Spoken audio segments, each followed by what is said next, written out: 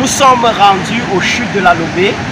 C'est un endroit magnifique, touristique, qui malheureusement dernièrement a été dévasté par un feu.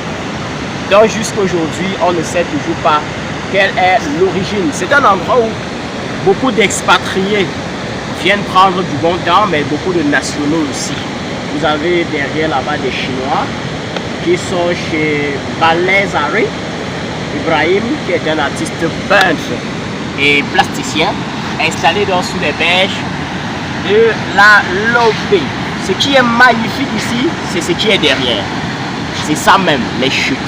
Là, vous allez vous rendre compte, si vous regardez attentivement, que c'est un peu rouge, c'est un peu sale.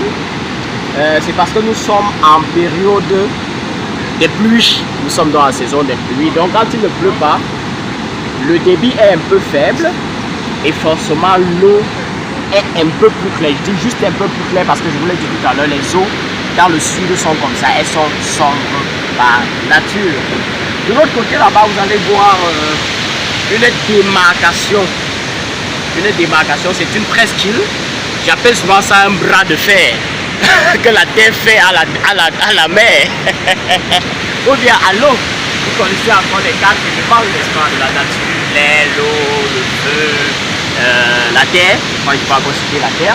Donc, c'est comme une sorte de bras de fer qu'il fait entre les deux parties de ce grand liquide qui donne la vie, qui est l'eau.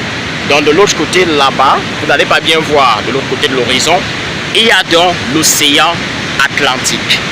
Et comme l'eau ne manque jamais de route pour aller rejoindre son ami, la Lobé trouve quand même le moyen de rencontrer l'océan Atlantique quelque part là-bas. Vous voyez les rochers, vous voyez cette presqu'île là, et puis vous voyez cette petite, on va dire mangrove au milieu, avec ces arbres, cette petite forêt qui est toujours verte.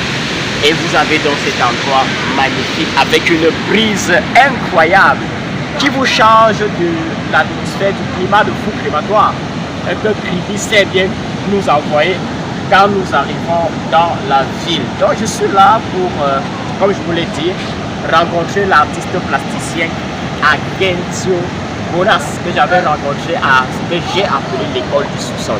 C'était à Badou Station. Voilà, c'était avec les grands maîtres Kisiriki, Abdoulaye Konaté, Barthélémy Togo, voilà, Mohamed Doumbia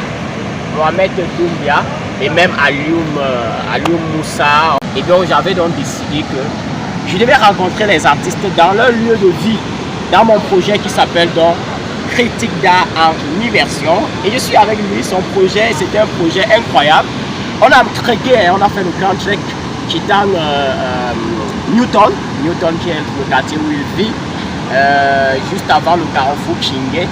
Et on a donc trekké jusqu'ici, on a marché, on a fait rien. Donc je montre qui voit comment je suis en train de faire. Donc on a fait du sport, voilà, on est venu jusqu'ici. Et voilà, c'est ça. Vous voulez que je dise autre chose?